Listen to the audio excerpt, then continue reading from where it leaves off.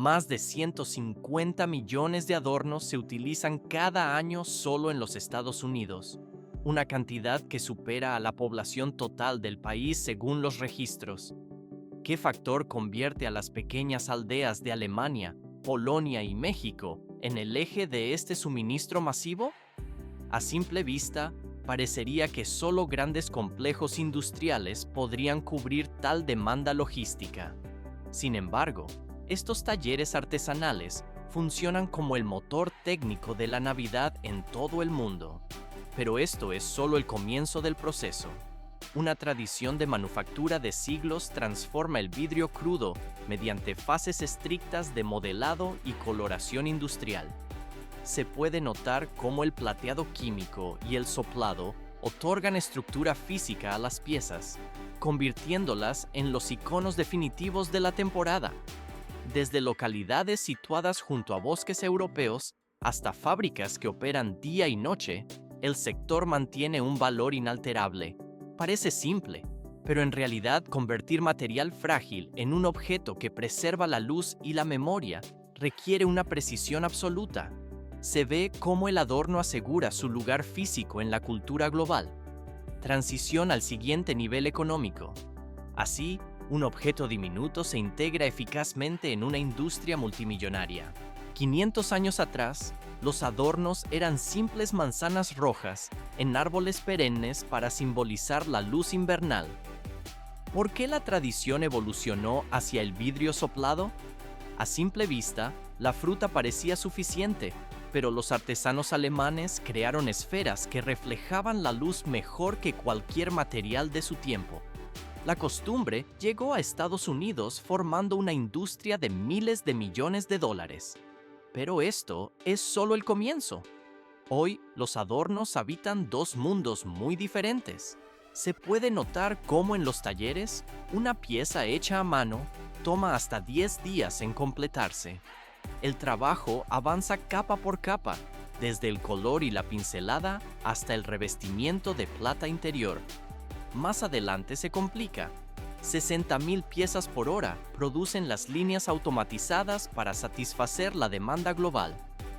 Dos ritmos opuestos sostienen un símbolo navideño que ha perdurado más de medio milenio.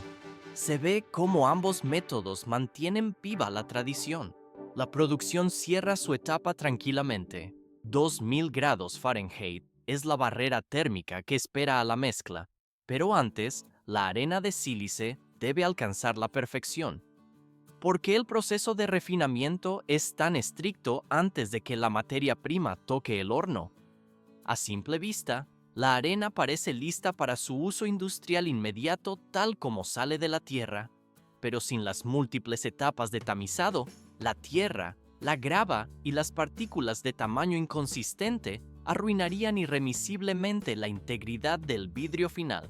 Se puede notar cómo un sistema de lavado a alta presión arranca violentamente la materia orgánica y el polvo fino adherido a cada grano. El agua deja el material en un estado seco, limpio y completamente uniforme. Pero esto es solo el comienzo. En algunas líneas de producción, la arena atraviesa una separación magnética obligatoria para extraer hasta las trazas más pequeñas de óxido de hierro. Esto sucede porque la presencia de este compuesto daría al vidrio terminado un tinte verde no deseado que alteraría su calidad estética. Una vez completado el refinamiento, la arena seca se encuentra lista para la siguiente fase. A primera vista, la mezcla posterior de ingredientes parece una tarea sencilla, pero la consistencia de este lote es crítica para el resultado. La arena se combina con ceniza de sosa y piedra caliza en proporciones calculadas con exactitud. Esta precisión asegura que el vidrio se derrita uniformemente, reduciendo las burbujas de aire y logrando la claridad necesaria para el vidrio ornamental fino. El proceso solo está cobrando fuerza. El lote preparado ingresa a un horno de operación continua que funciona incesantemente a temperaturas extremas. Dentro de la cámara, el calor supera los 1093 grados Celsius, lo suficiente para romper la estructura de los granos de sílice. La carga se transforma gradualmente en un estado líquido, aunque no se vuelve transparente de inmediato. Se ve cómo la masa comienza espesa y nublada antes de volverse vidrio fundido de alta viscosidad.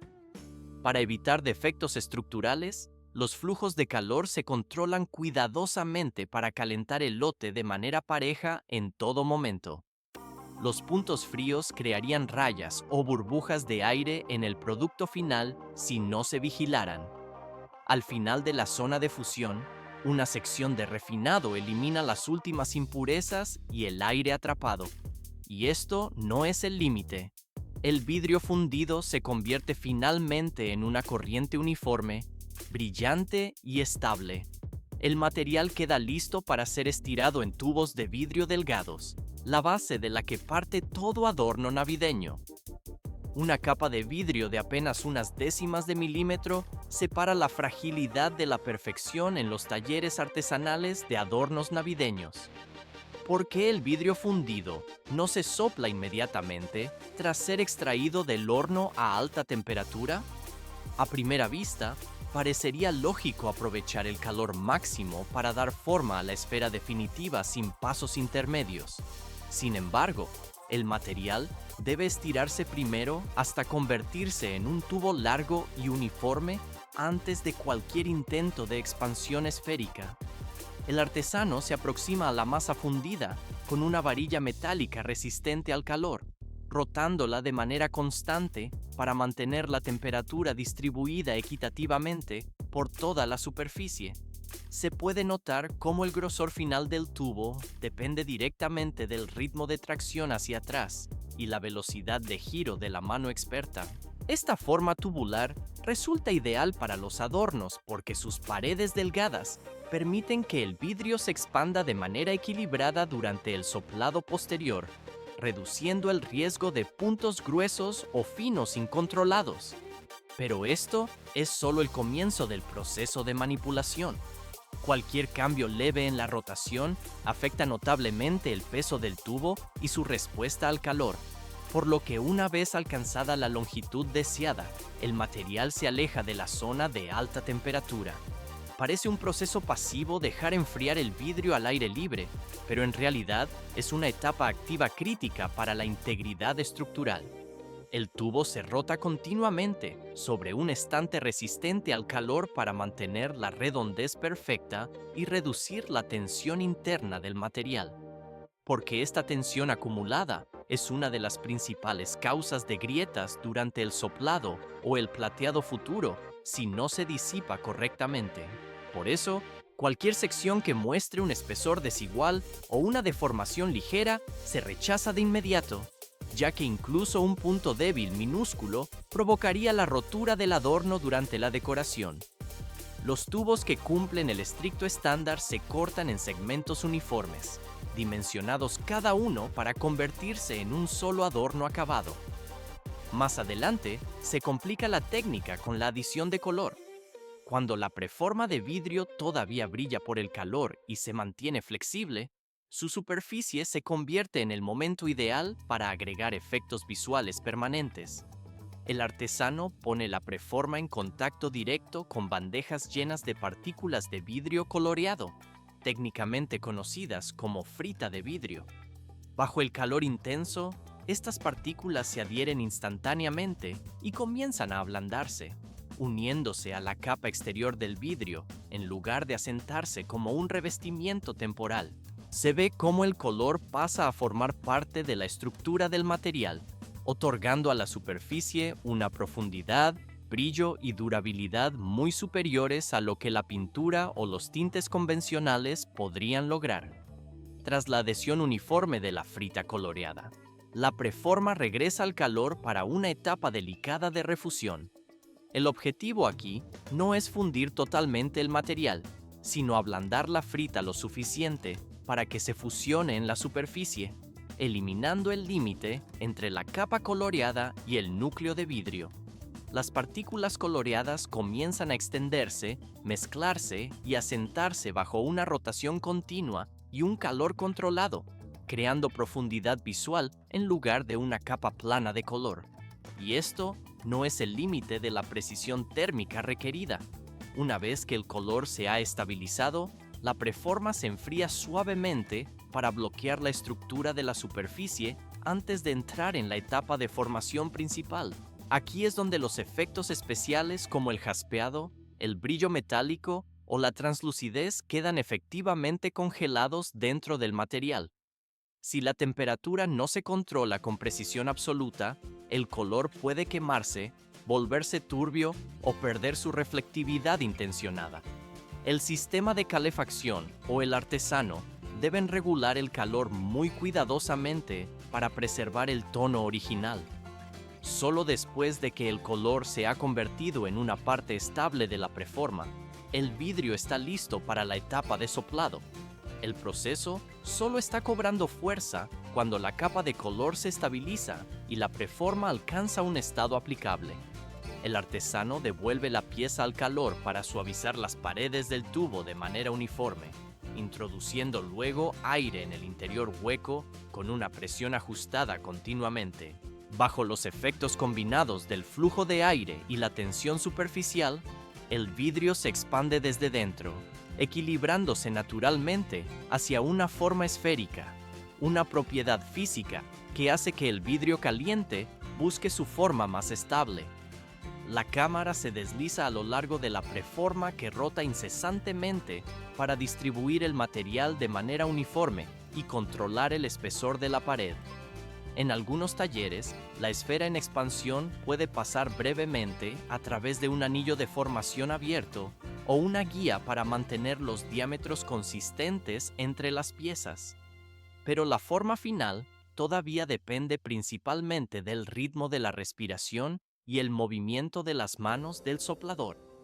Detenerse en el momento exacto resulta crítico, pues soplar demasiado deja las paredes delgadas y frágiles, mientras que detenerse demasiado pronto produce una esfera más pesada con menos claridad visual. Una vez alcanzado el tamaño deseado, el adorno se separa del tubo dejando un pequeño cuello en su lugar, listo para la siguiente etapa de estabilización estructural.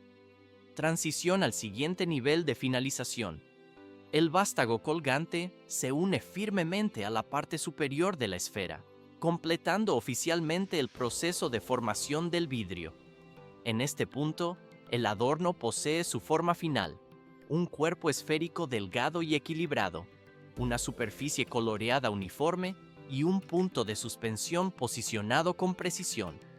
El vidrio aún retiene calor residual, pero no se aplica ninguna manipulación adicional para evitar deformar la esfera o debilitar la unión en el vástago. Todo aspecto de la geometría de la esfera, desde su redondez y espesor de pared hasta la colocación del punto de suspensión, ha sido definido enteramente por la habilidad y experiencia del artesano. De aquí en adelante, la forma del adorno ya no cambia, marcando una transición clara de la artesanía manual a la producción posterior.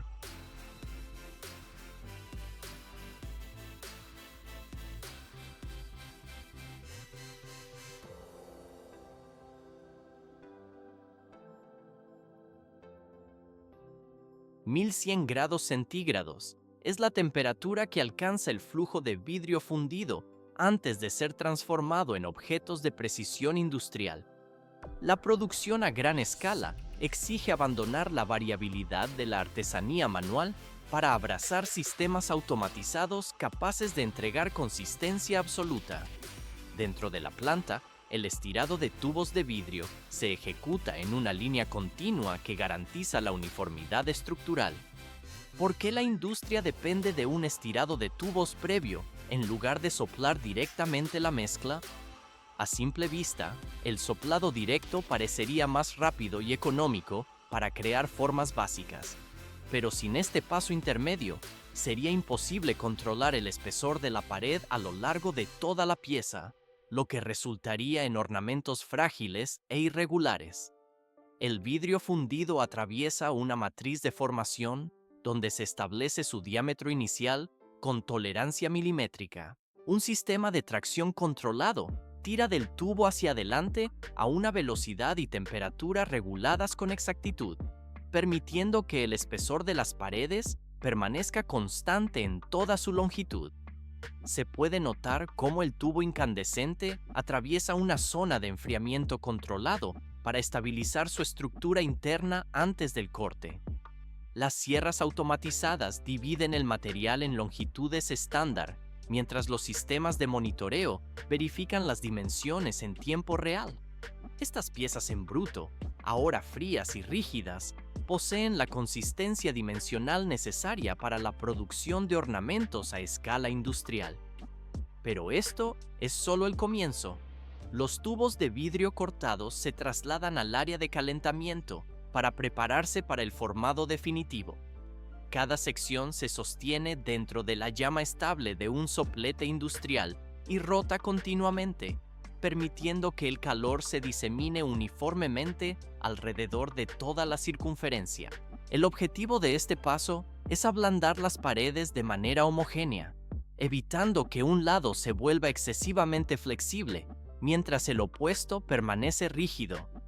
El tiempo de calentamiento no es fijo, sino que varía según el espesor de la pared y la composición química del vidrio. Los sensores monitorean la condición del material a través de los cambios sutiles en el color y su respuesta durante la rotación. Una vez que la pared alcanza un nivel estable de plasticidad, el tubo se retira de la llama y se transfiere a la siguiente etapa de formado sin perder un segundo. A primera vista, el soplado parece un proceso simple de expansión por aire, pero en realidad, la uniformidad térmica determina la resistencia final y la redondez perfecta del ornamento. El extremo calentado se mueve fuera de la llama y se introduce aire en el tubo con una presión controlada por ordenadores. Bajo la fuerza del flujo de aire, el vidrio se expande desde el interior, transformándose gradualmente de una forma tubular a una esfera perfecta. Durante todo este proceso, el tubo rota incesantemente para distribuir el material, permitiendo un control total sobre la geometría. Para diseños especiales como lágrimas o piñas, el vidrio pasa brevemente por moldes conformadores que no sujetan el material, sino que guían su expansión. Transición al siguiente nivel. Una vez que se alcanza la forma objetivo, el soplado se detiene inmediatamente y la geometría queda definida para siempre. El ornamento se desplaza a la etapa de plateado, donde se crea su superficie reflectante característica mediante una reacción química interna. En este punto, el interior de la esfera aún está completamente hueco y transparente. Se introduce una cantidad medida de solución de plata a través del tallo y el ornamento se rota para que el líquido recubra toda la superficie interna. Se ve cómo la plata metálica comienza a precipitarse y adherirse directamente al vidrio, formando una capa reflectante continua y delgada. La rotación constante asegura que la plata se extienda uniformemente, evitando acumulaciones o parches nublados en el acabado final. En poco tiempo, el interior transiciona de transparente a un acabado de espejo, produciendo el fuerte efecto de reflexión de luz visible desde el exterior. El exceso de solución se drena y el ornamento se enjuaga para eliminar cualquier residuo de reacción, dejando la capa de plata firmemente unida al vidrio. Más adelante se complica. La etapa de acabado exterior comienza con los ornamentos montados en bastidores colgantes para la aplicación de la capa base. La pintura se aplica uniformemente mientras cada esfera rota lentamente, permitiendo que el recubrimiento se asiente en una capa delgada y uniforme. El espesor de la pintura se controla estrictamente, ya que una capa demasiado gruesa reduce la reflectividad, mientras que una demasiado delgada revelaría imperfecciones. Los elementos decorativos posteriores, ya sea pintura manual, purpurina o acabados mate, deben adherirse firmemente a esta base. El proceso solo está cobrando fuerza, pues la industria del vidrio abarca mucho más que ornamentos decorativos. La creación de botellas requiere moldes de metal resistente al calor, diseñados primero en software de alta precisión. Estos moldes se instalan en la línea de producción de doble soplado, un método estándar para recipientes huecos. El proceso inicia liberando gotas de vidrio fundido, conocidas como gobos, cortadas de un flujo continuo a 1100 grados centígrados. Dentro del molde preliminar, un chorro de aire comprimido inyectado desde arriba fuerza el vidrio caliente contra las paredes, creando una preforma hueca.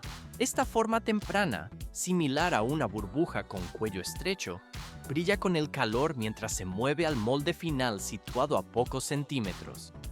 Aquí, una segunda ráfaga de aire comprimido estira el vidrio suave hacia afuera hasta que abraza cada detalle de la cavidad metálica. En meros segundos, nace la forma completa de la botella, bajo una sincronización de válvulas y sensores ajustada a la milésima de segundo. Cientos de miles de botellas se producen al día con una coordinación impecable. Se puede notar el brillo rojo intenso de las botellas recién salidas del horno, brillando en la oscuridad como varillas de hierro fundido. Brazos robóticos se deslizan en posición con movimientos programados, tomando cada botella y colocándola suavemente en la cinta transportadora. El túnel de enfriamiento amarillo espera para reducir la temperatura gradualmente, un proceso lento que evita el choque térmico y las grietas estructurales. Este recocido puede tomar decenas de minutos, permitiendo que el vidrio se asiente molecularmente. Y esto no es el límite. Una red de sensores ópticos y cámaras de alta velocidad escanea cada botella en tiempo real en la zona de inspección.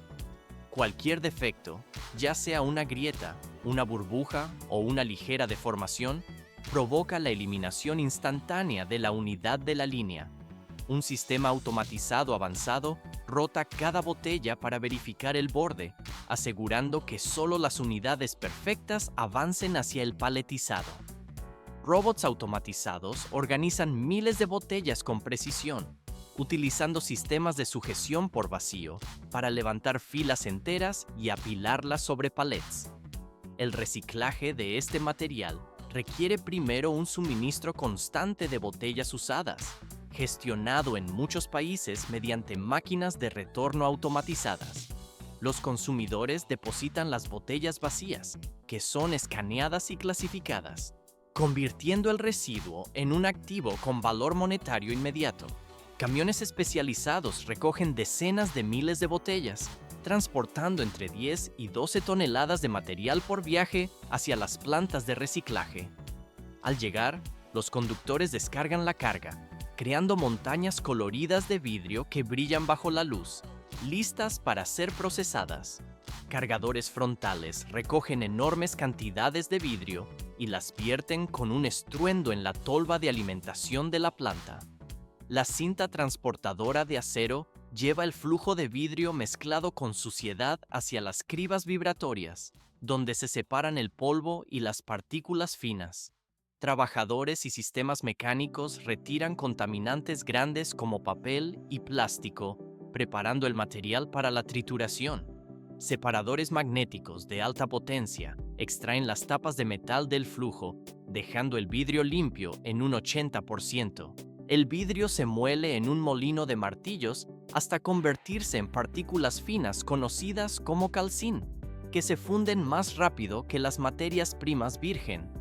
Este calcín ahorra hasta un 40% de energía en el horno, reduciendo significativamente las emisiones industriales. Un sistema de succión potente elimina las etiquetas restantes mediante corrientes de aire, dejando el vidrio aún más puro. Todo se vuelve más complejo en la etapa de clasificación óptica. Láseres escanean cada fragmento de vidrio mientras cae en cascada, detectando su color y composición en fracciones de segundo. Al identificar un color incorrecto o una pieza de cerámica, el sistema dispara una ráfaga precisa de aire que expulsa el fragmento hacia un flujo separado. Decenas de miles de piezas se procesan cada minuto, asegurando que los colores se separen con exactitud absoluta para no arruinar la calidad del reciclaje. El calcín clasificado se mezcla con arena de sílice, carbonato de sodio y piedra caliza según fórmulas predeterminadas. El vidrio fundido resultante fluye hacia un baño de estaño fundido, el corazón del proceso de vidrio flotado utilizado para la industria automotriz. El vidrio flota sobre el estaño, esparciéndose naturalmente en una cinta continua con una superficie perfectamente plana. La temperatura se mantiene entre 980 y 1100 grados centígrados para preservar la viscosidad ideal.